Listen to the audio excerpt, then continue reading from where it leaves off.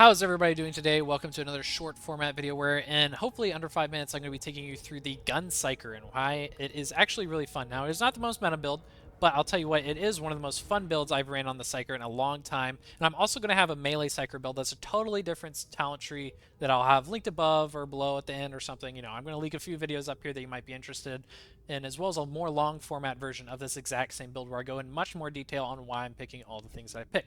So, starting off, we have the Blaze Force Sword. You could also go for the Mark V Dueling Sword if you really like that one. That is a great choice as well. Personally, I'm taking the Blaze Force Sword because we're going for weak spot hits, and this one has a lot of cleave as well. So the max things you want on this are, the most important modifiers are damage, finesse, and first target, because first target is your first target damage. I was thinking about something else. Never mind.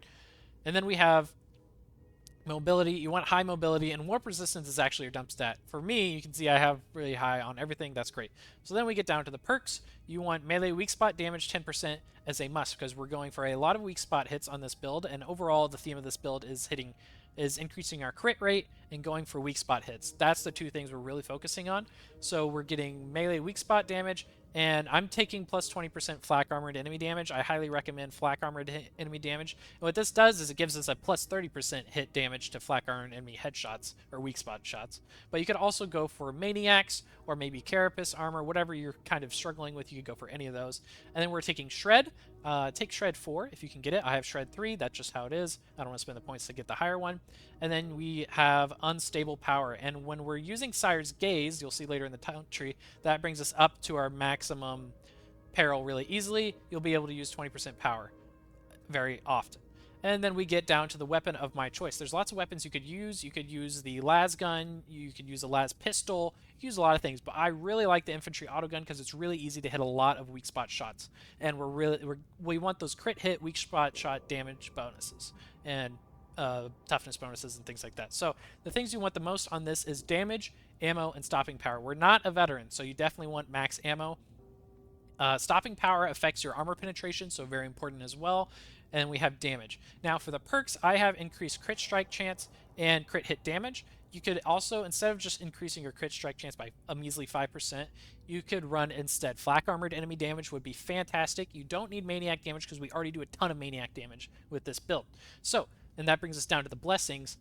Dum Dum. I like Dum Dum. There are other blessings that increase your close range damage as well, but this is on repeated hits, so it only takes 5 or 6 bullets to get to max stacks of Dum Dum, which is 30%, but you can take other ones that do increase your damage on kill and stuff, but we have a magazine and those have a cooldown, so running Dum Dum, in my opinion, is the best one. Then we have Raking Fire, 40% damage when shooting enemies in the back. That's great. You get a lot of damage bonus from shooting enemies in the back, especially when mutants run by you. You shoot enemies in the back a lot more, and especially if you're thinking about trying to shoot enemies in the back a lot more, you get 40% damage to monstrosities is really easy to get 40% damage to. Mutants is really easy to get that bonus damage to, and other enemies as well. For our Curios, kind of run whatever you want. My recommendation would be 1 toughness, 1 max health, and 1 large stamina, taking block efficiency on all of them, and then max health, gunner resistance, and max toughness. And did I say block efficiency? Yeah, use that. Now, on to the talent tree. Like I said, we want to stack crit chance. So we have metal, crits replenish toughness. That's great because we are a very squishy character. We're not a zealot, we're squishy. So you need to take toughness regeneration, very important. Then we have perfect timing. This increases our warp damage on crit hit strikes. So when we're using our gun or our sword without the force sword attack, we're increasing our warp strike damage, so on getting kills. And that's either going to be really good for when you throw out your assails or when you use your force sword attack with your force sword. You're going to be getting big damage bonuses from that as well. And all of this being in large hordes helps us a lot. And then we have warp expenditure, more toughness on peril generation, battle meditation, 10% chance to quell, 10% peril on kill. That just keeps us in the peril fight a little bit longer potentially. You could, instead of using warp expenditure, go through quietude, whichever you prefer. Then we take sail. You could take off ethereal shards and put it towards getting towards this 30% quell speed later, but I don't find these 3 talent points that useful for the build, so I've decided not to take solidarity, but you could go that path anyways. I did find I wasn't getting that much value out of a sail without having ethereal shards paired up in that, so I really recommend using a sail with ethereal shards. Then we have 5% toughness damage reduction. That's fantastic. More toughness damage reduction. We need that. 4% damage to warp attacks for 8 seconds on non-warp kills. So if we're stacking up, we're using our infantry autogun, we're getting a lot of crit strike chances because we're shooting a lot of low damage bullets, and each one of those bullets, if we had no crit modifiers, would have a 5% chance of hitting a crit. But you know, we've modified that up at the end of this build. I think we're sitting at around, well, in the Psychanium, around 50% crit strike chance. So you're stacking a ton of crit hits with this Malefic Momentum. So this is plus 20% damage, plus another 15% warp damage. So that's up to like 35% damage increase on warp attacks, and you can throw out your assails. Fantastic. Then we have Mind in Motion. Your momentum, your movement speed is not reduced while quelling. This is really useful because we are moving around a lot and we're in close quarters combat, so you can quell fast. We have 5% toughness damage reduction. That's great. Then we have just more toughness. Great. You and your allies in coherency gain 5% crit chance. That's good. If you wanted to spam Sire's Gaze more, you could come through Seer's Presence instead and just skip this and take that, take Inspiring Presence and whatever instead. That's fine. But what's really nice is Empathic Evasion and Anticipation. So when you're running these two together, a crit hit makes you count as dodging against ranged attacks for 1 second, and 50% dodge duration increases the number of dodges before dodges start becoming ineffective by 1. So this lets you dodge more and dodge longer. Both of these talents do. And that's really important because we're not a zealot, we don't have a million dodges, and they don't replenish super fast, so both of those are extremely important for us as a close-in combat Psyker that is using both melee and guns about equally. We have 5% range damage, fantastic, we do some more damage. Sire's Gaze. Now this is a complicated ability, but essentially what it does is it gives you a damage bonus, a crit strike bonus, and then a, what's it called? A precision bonus. And while you're using those, you get a lot of other bonuses, such as we get a 20% movement speed bonus, so we can really fly through. In melee, you get weak spot kills, add more finesse damage, which is crit damage, that goes on top of this 20% crit chance.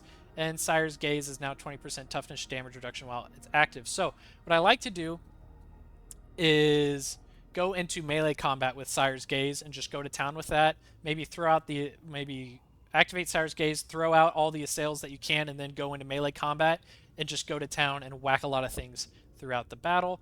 Then we have 5% more crit chance, kinetic deflection. That allows you to use peril to block instead of stamina, and as a squishy character with not a lot of stamina, that's very helpful to us. We have 5% movement speed boost. We have true aim. Landing 5 weak spot hits grants your next ranged attack a guaranteed crit, which is going to activate all these other abilities here that stack crit chance and warp attack damage from crit hits and all that goodness. So crit hits are important to us. So landing 5 weak spot hits grants your next range attack to be guaranteed crit. Fantastic. We're using that gun that shoots a lot of small bullets, so that lets us stack those up fast. 15% toughness, 15 toughness, that's great. Every enemy within 25 meters. Oh, this is the precision, that's right. Killing a marked enemy replenishes 10% toughness, 20% movement speed for 2.5 seconds, and adds precision. Each precision grants you 1% damage, 2% crit hit damage, 2.5% weak spot damage. So you're hitting weak spots and crit hits. That's fantastic. This gives you up to 30. This perk here gives you up to 30 stacks of those instead of 15. So that's a lot of bonuses to that. But I tend to like Lingering Influence because I find that when these stacks run out, they're all gone. So if you have 15 stacks and one charges down, it doesn't go down to 14 stacks, they're all gone. And you'll have to reset all of them. And I find that there's not enough enemies around long enough to keep all those stacks up. So I like to have Lingering Influence, lets you have all those stacks up the entire time instead of losing them and having to start all over all the time. And then killing an enemy marked by Disrupt Destiny has 20% chance to instantly quell, 15% peril. This one can go somewhere else if you prefer. I don't notice it helping that much. And then Cruel Fortune, weak spot kills grant 2 additional stacks of Disrupt Destiny. That's nice as well because we're going for those weak spot machine gun kills and melee kills. Finally, if you find you want to quell your peril a lot more, this solidity is extremely helpful. But you'll have to come through here and pick off some of your least favorite ones to go through. I found that it was kind of a pain in the butt to get to for this point, and it takes 4 talent points to get all the way there. And I found that they're better used just making my Psyker a little bit more tough. So, thank you guys for watching. I'll go ahead and link some videos down below. We did this in under 10 minutes. That was not quite as short as I wanted it to be, but the Psyker's a complicated guy. Thank you guys for watching. I will see you next time.